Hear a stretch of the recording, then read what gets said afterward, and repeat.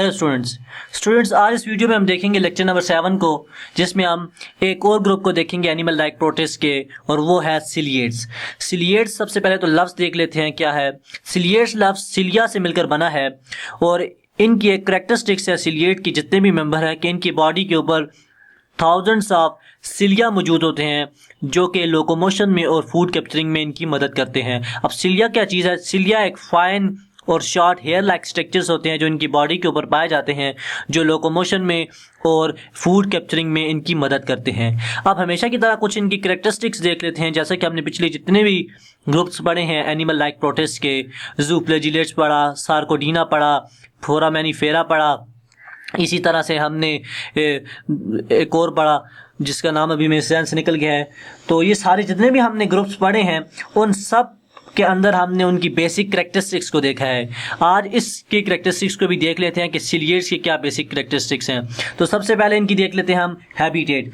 Habitat के अगर बारे में मैं आपको बताऊं तो ये जितने भी मेंबर हैं सिलिएट्स के, वो ज़्यादातर क्या होते हैं, या तो फ्रेश वाटर में पाए जाते हैं या तो साल्ट वाटर में पाए जाते हैं। तो यहाँ पर हैबिटेट का लिख देते हैं। वाटर में पाए जाते हैं ज़्यादातर, जिनमें से दो तरह के वाटर में, कुछ फ्रेश वाटर में और कुछ साल्ट वाटर में पाए जाते हैं।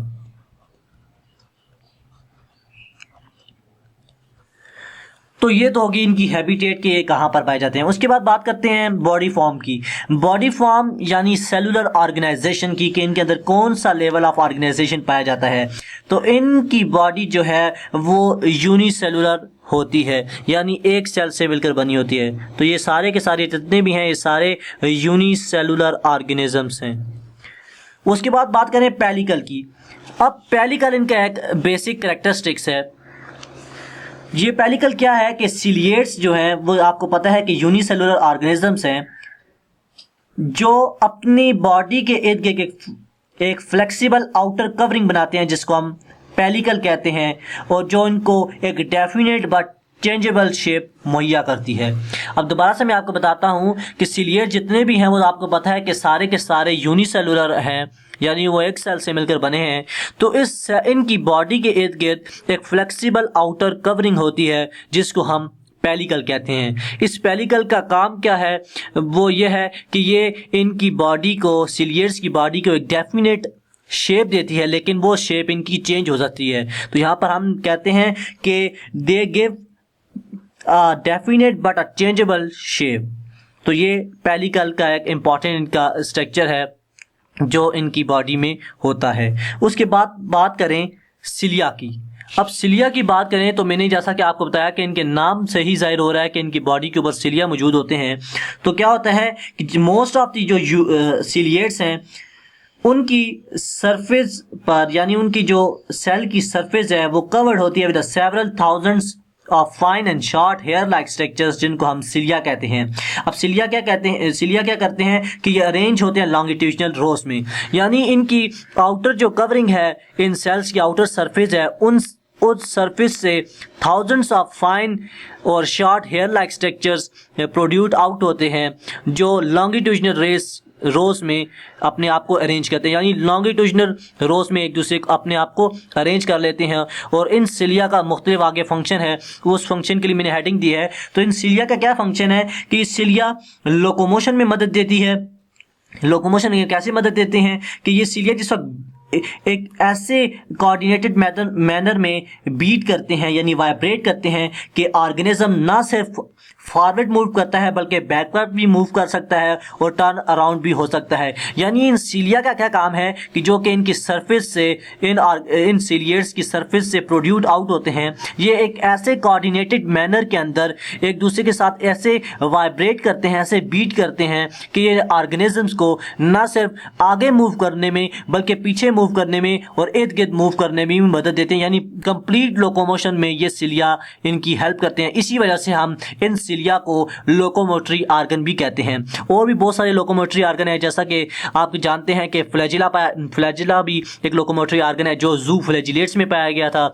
सूडोपोडिया भी है, सूडोपोडिया हम कहते हैं फॉल्स फीट को, वो हमारे पास सार्कोडीना में पाए जाते हैं और फोरामेनिफेरा में भी होते हैं जो लोकोमोशन में मदद देते हैं। लेकिन जो सिलिएट्स हैं इनके अंदर जो लोकोमोटरी आर्गन है वो है सिलिया। इसके अलावा बात करें जो हमने पिछली वीडियो बनाई उसमें हमने देखा था एपी कम्प्लेक्सेस में मैंने आपको बताया था कि किसी किस्म का कोई भी लोकोमोटरी आर्गन नहीं होता, बल्कि उनकी जो मूवमेंट होती है वो उनके बॉडी वाल की बेंडिंग से या फ्लेक्सिबल मूवमेंट से होती है। तो ये आपने बेसिक ध्यान में रखना है कि जितने भी हम ग्रुप पढ़ चुके हैं उसमें कौन कौन से लोकोमोटरी आर्गन हैं, लेकिन उनमें वाहिद एक एपी कम्प्लेक्सेस है जिसमें किसी किस्म का कोई भी लोकोमोटरी आर्गन नहीं पाया जाता। उसके बाद बात करें थोड़ी सी और, तो वो है सेल ऑर्गेनरीज। अब सेल ऑर्गेनरीज की बात करते हैं कि इनके अंदर क्या होता है। तो सिलिएट्स के अंदर बहुत सारी सेल ऑर्गेनरीज पाई जाती हैं जो मुख्तलिफ किस्म के फंक्शंस को परफॉर्म करती हैं, जैसा कि ऑर्गन्स करते हैं मल्टी सेलुलर ऑर्गेनिजम्स में। मैंने आपको बताया कि सिलिएट्स जितने भी हैं वो सारे यूनिसेलुलर हैं। तो अब यूनिसेलुलर है तो एक ही सेल है, उन्हीं को ही सारे फंक्शंस को परफॉर्म करना है, डाइजेस्टिव सिस्टम को भी उन्होंने कंट्रोल करना है, एक सेल ने ही एक्सक्रीटरी को भी। तो इनके अंदर मुख्तलिफ ऑर्गेनरीज पाई जाती हैं जो मुख्तलिफ फंक्शंस को परफॉर्म करती हैं, जैसा कि ऑर्गन्स करते हैं मल्टी सेलुलर ऑर्गेनिजम्स में। तो यहाँ पर ये पॉइंट भी आपको, ये हेडिंग भी क्लियर हो गई है कि सेल ऑर्गेनरीज इनके अंदर क्या करती है। उसके बाद बात करें फूड की। अब फूड की बात करें तो इनकी जो सिलिएट्स के मेंबर हैं वो यूजली क्या करते हैं कि इंजेक्ट करते हैं बैक्टीरिया को या अदर टाइनी प्रोटिस्ट को, यानी ये छोटे छोटे प्रोटिस्ट को या फिर बैक्टीरिया को इंजेक्ट करते हैं अपनी बॉडी के अंदर एज अ फूड, और इससे वो अपनी एनर्जी को हासिल करते हैं। उसके बाद बात करें तो यहाँ पर ऊपर मैंने एक हेडिंग दी है, वो है सम आर सेसाइल। तो सिलिएट्स जो हैं वो मैंने आपको बताया कि ज़्यादातर फ्रेश वाटर में पाए जाते हैं या साल्ट वाटर में पाए जाते हैं। तो उनमें से भी सिलिएट्स कुछ ऐसे हैं जो सेसाइल होते हैं, यानी अटैच रहते हैं सबस्ट्रेटम से, एक सरफेस से अटैच रहते हैं। जैसा कि हम अगर कहें तो मुख्तलिफ रॉक्स के साथ या सी की जो सरफेस है उसके साथ ये अटैच रहते हैं, और ये इस वजह से हम इनको कहते हैं कि कुछ इनके जो मेंबर्स हैं वो सेसाइल होते हैं, यानी एक सबस्ट्रेटम के साथ अटैच रहते हैं। उसके बाद बात करें तो कंट्रक्टाइल वैक्यूल, यहाँ पर हमारे पास एक हेडिंग और आती है कि कंट्रक्टाइल वैक्यूल होते हैं और वो क्या करते हैं। तो सिलिएट्स जितने भी हैं उनके अंदर कंट्रक्टाइल वैक्यूल्स पाए जाते हैं, और इन कंट्रक्टाइल वैक्यूल्स का क्या काम होता है कि ये कंट्रोल करते हैं वाटर रेगुलेशन को इन फ्रेश वाटर प्रोटिस्ट को।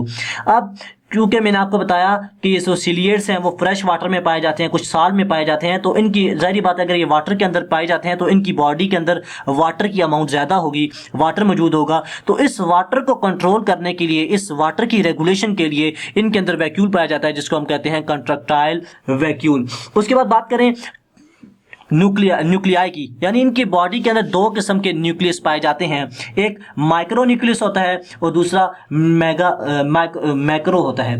यानी यहाँ पर अगर मैं लिखूं तो दो तरह के न्यूक्लियाई इनके अंदर होती है, एक माइक्रो और दूसरी मैक्रो। जो माइक्रो न्यूक्लियाई है वो क्या करती है कि वो एसोसिएटेड होती है विद रिप्रोडक्शन, यानी रिप्रोडक्शन का जितना भी काम है वो माइक्रो न्यूक्लियाई उसकी इंस्ट्रक्शन को देता है, रिप्रोडक्शन। जबकि जो मैक्रो न्यूक्लियाई है उसका क्या काम है कि वो कंट्रोल करता है फिजियोलॉजिकल फंक्शन सच एज, जैसे cell metabolism, growth of the cell को, इनको कंट्रोल मैक्रो न्यूक्लियाई करता है। तो मैक्रो न्यूक्लियाई क्या करता है,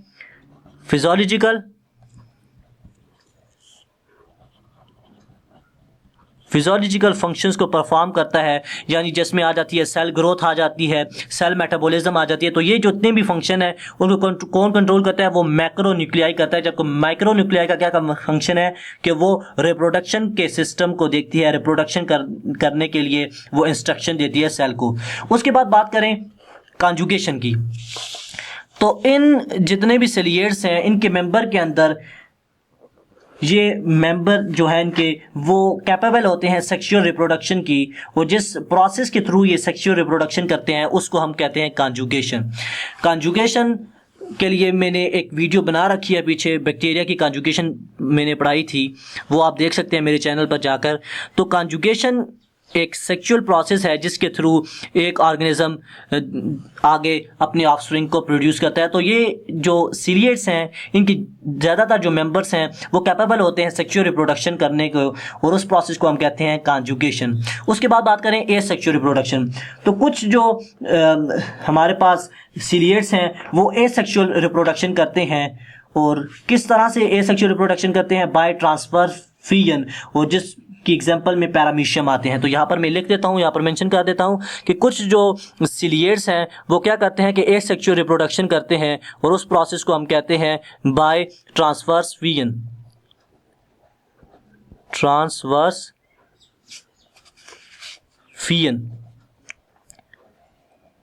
और इसकी एग्जांपल में हमारे पास आती है पैरामीशियम। तो पैरामीशियम की हम डायग्राम भी डिटेल से देखेंगे, अभी इसकी एग्जांपल्स भी देख लेते हैं। तो एग्जांपल की बात करें तो इसकी एग्जांपल में आती है बैलेंटिडियम कूली। बैलेंटिडियम कूली इसकी एग्जांपल है, तो उसका यहाँ पर मैं नाम भी देख देता हूँ।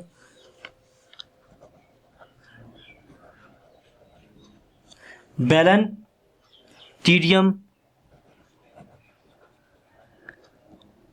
कूली इसकी एग्जांपल में आती है, सिलियर्स की एग्जांपल में।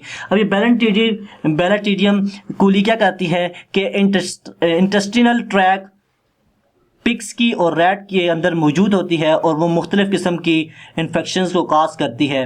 और उन पीपल के अंदर, यानी उन लोगों के अंदर ये ज़्यादा ये इन्फेक्शन काज करती है जो वर्क करते हैं स्लाटर हाउसेस में। यानी ये जो बैलेंटिडियम कूली है ये एक इन्फेक्शियस इनकी स्पीशी है जो पिग्स और रैट्स की इंटेस्टिनल ट्रैक के अंदर मौजूद होती हैं, और वो लोग जो स्लाटर हाउसेस में काम करते हैं उनके अंदर इन्फेक्शन फैलने के ज़्यादा खदशात होते हैं। तो ये काम करती है। अब जितनी भी हमने अभी सारे पॉइंट देखे कि इसको हम एक डायग्राम की मदद से देखते हैं जो कि हमारे पास पैरामीशियम की है। तो ये डायग्राम अगर आप गौर करें तो ये हमारे पास पैरामीशियम की डायग्राम मैंने यहाँ पर आपके सामने रखी है।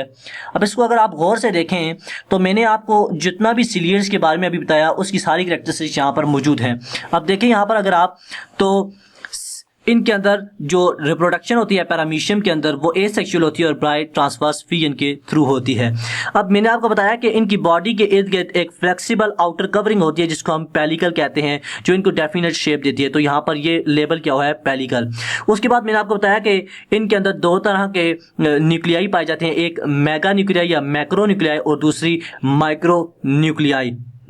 माइक्रो न्यूक्लियर क्या करता है कि रिप्रोडक्शन के प्रोसेस को कंट्रोल करता है, जबकि मेगा न्यूक्लियस क्या करता है, फिजियोलॉजिकल फंक्शंस को परफॉर्म करता है।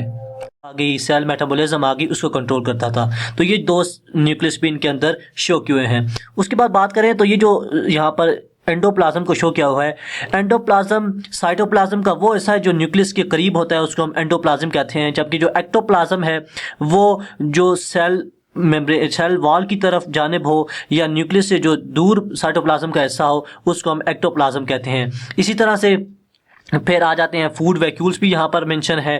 फूड वैक्यूल्स जो फूड की डाइजेशन में मदद देते हैं वो भी हैं। यहाँ पर ये गुलेट स्ट्रक्चर है जहाँ से फूड अंदर जाता है और फूड वैक्यूल तक जाता है, जहाँ पर फूड वैक्यूल मुख्तलिफ़ किस्म के एंजाइम्स को सिक्रीट करके उसको डाइजेस्ट करके सेल की एनर्जी बढ़ाते हैं। इसी तरह से सिलिया हैं, जो मैंने आपको बताया था कि थाउजेंड्स ऑफ सिलिया या फाइन और शॉर्ट हेयर लाइक स्ट्रक्चर्स मौजूद होते हैं इनकी बॉडी की सरफेस पर जो लोकोमोशन में मदद देते हैं। तो ये सारे के सारे जो यहाँ पर आपको हेयर लाइक स्ट्रक्चर्स नज़र आ रहे हैं ये सारे के सारे क्या हैं, सिलिया हैं। तो ये कुछ पैरामीशियम की स्ट्रक्चर था कि उसमें मुख्तलिफ स्ट्रक्चर्स को, जैसे फूड वैक्यूल को, कंट्रक्टाइल वैक्यूल को, इसी तरह न्यूक्लियाई को और मुख्तलिफ स्ट्रक्चर्स को शो किया हुआ है। तो आप इसको भी देख लें अच्छी तरीके से। तो आज की वीडियो फिर ख़त्म होती है इसी नोट पर, इसी स्ट्रक्चर पर। आज की वीडियो में हमने देखा सिलियर्स को, जिसमें हमने उसके हैबिटेट को देखा, बॉडी फॉर्म को देखा, सिलिया को देखा कि इनके अंदर जो मेन लोकोमोटरी आर्गन है वो सिलिया है। इसी तरह से हमने इनके अंदर सेक्सुअल रिप्रोडक्शन देखी। सेक्सुअल रिप्रोडक्शन इनके अंदर कॉन्जुगेशन के प्रोसेस के थ्रू होती है, जबकि एसेक्सुअल रिप्रोडक्शन इनके अंदर ट्रांसफर फ्री इनके होती है। तो इसी तरह से ये वीडियो भी ख़त्म होती है। इंशाल्लाह अगली वीडियो में मुलाकात होगी जिसमें हम नया एक और टॉपिक के साथ हाज़िर होंगे, जिसमें हम प्लांट लाइक प्रोटिस्ट देखेंगे, क्योंकि अभी एनिमल लाइक प्रोटिस्ट जो हैं वो सारे के सारे यहाँ पर ख़त्म हो गए हैं। जिसमें हमने ज़ूफ्लैजिलेट्स, सार्कोडीना, एपिकम्प्लेक्सिस, फोरामेनिफेरा, सिलिएट्स ये पढ़ ली हैं। अब हम प्लांट लाइक प्रोटिस्ट पर जाएंगे। तो इसी तरह से अपनी इस सीरीज़ को जारी रखेंगे। आप हमें कमेंट ज़रूर कीजिए और हमारे चैनल को भी सब्सक्राइब कीजिए। अल्लाह हाफ़िज़।